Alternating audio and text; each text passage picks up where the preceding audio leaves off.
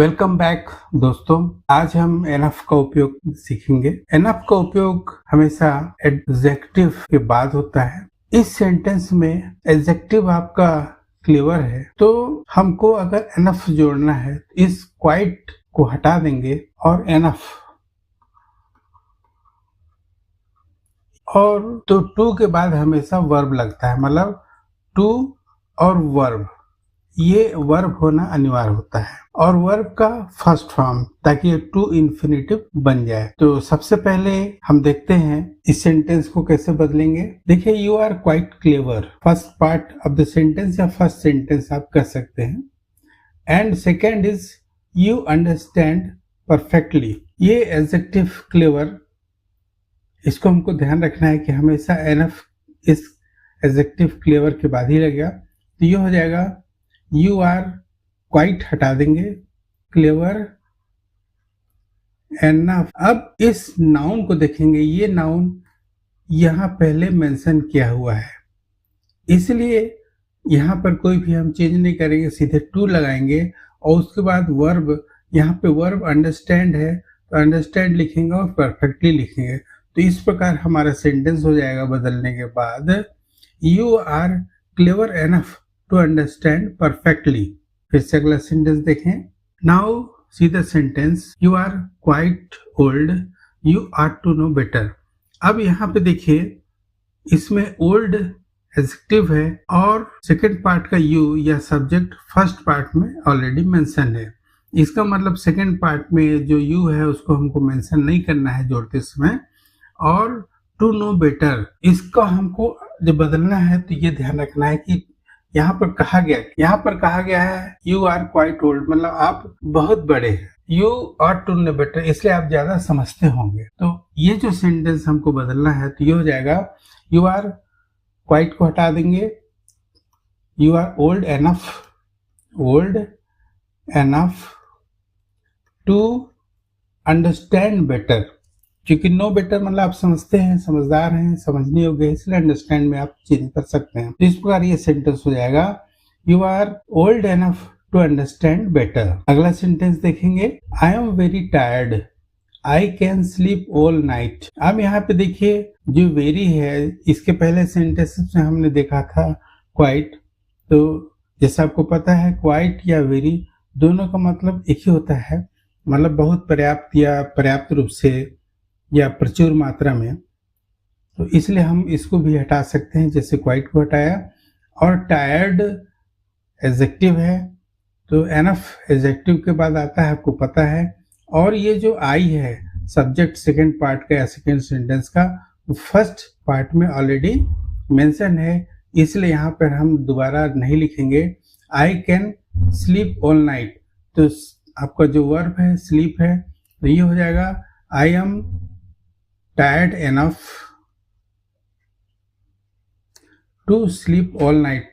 Sentence इस प्रकार हो जाएगा। फिर से देखिए, I am tired enough to sleep all night. Next sentence देखिए, ये क्वेश्चन फॉर्म में है। दोनों सेंटेंस देखिए, are you very tall, can you reach that picture.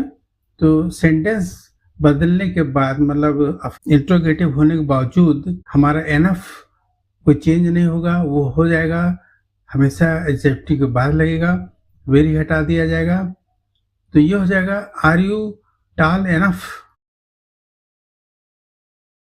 अब चूंकि हमको सेंटेंस ऐड करना है, इसलिए कैन हट जाएगा और यू ऑलरेडी इस सेंटेंस में फर्स्ट सेंटेंस में मेंशन है, इसलिए चेंज नहीं होगा और उसको ऐड भी नहीं करेंगे।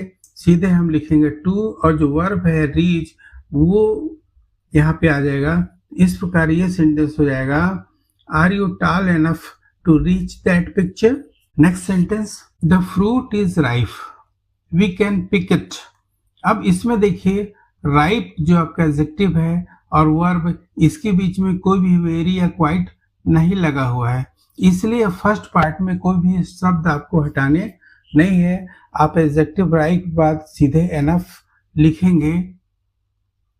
और ये जो वी है फर्स्ट पार्ट में, इसका कहीं पे मेंशन नहीं है, तो वी जो हो जाएगा, क्योंकि ये नाउन है तो नाउन फ्रेज जब हमेशा होता है तो उसको हम चेंज करते हैं ये सब्जेक्ट के रूप में है और यहाँ पे ऑब्जेक्ट के रूप में हो जाएगा, तो ये हो जाएगा अस।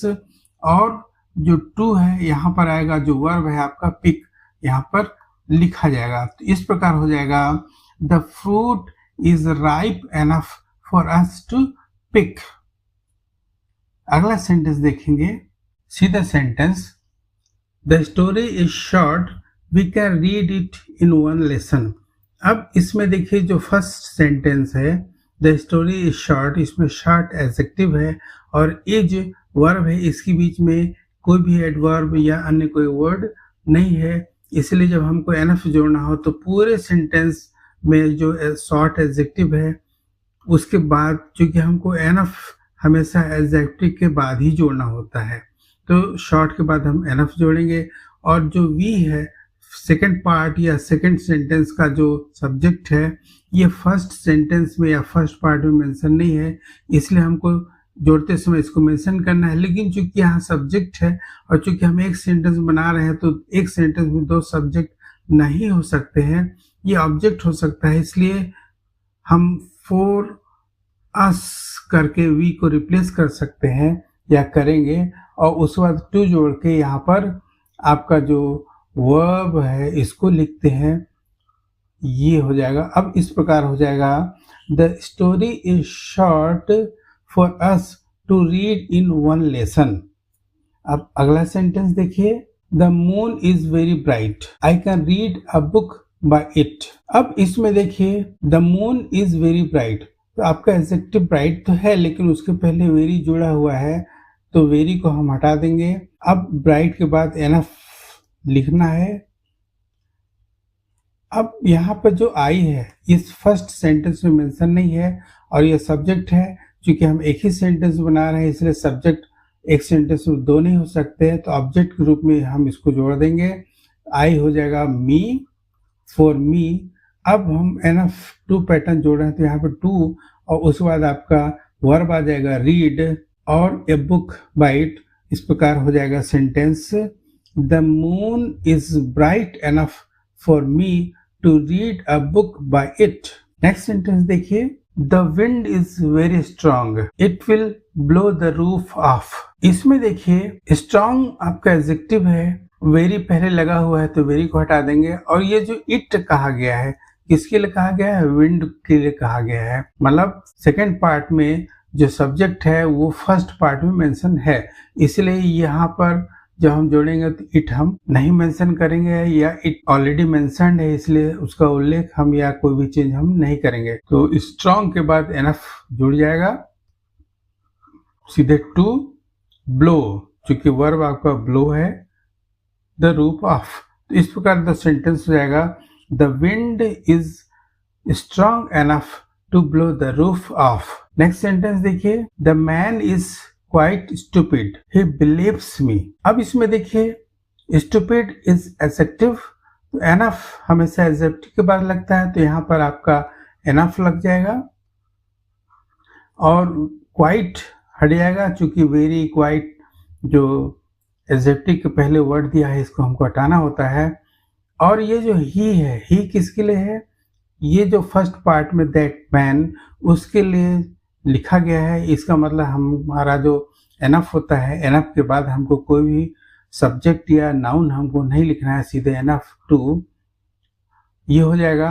तो इस प्रकार ये सेंटेंस हो जाएगा, that man is stupid enough to believe me. अगला सेंटेंस देखिए, I have enough money I can pay the bill. अब यहाँ पे देखिए बहुत इंटरेस्टिंग है, एनफ ऑलरेडी मेंशन है या एनफ जुड़ा हुआ है। क्योंकि ये एनफ हमारा ये पैटर्न में नहीं है इसलिए हम इसको इग्नोर करेंगे और इग्नोर करके हम यहाँ पे एनफ को हटा देंगे। अब मनी चूंकि नाउन है, मनी नाउन होने के कारण एनफ नाउन के पहले और बाद में दोनों जगह पे लगाया जा सकता है, तो ये सेंटेंस गलत नहीं है। लेकिन चूंकि हमको पैटर्न में जोड़ना है इसलिए हम पहले एनफ नहीं लगाएंगे। इस मनी जो कि यहाँ पर हम एडजेक्टिव मान सकते हैं, तो इस मनी के बाद हम एनफ लगाएंगे।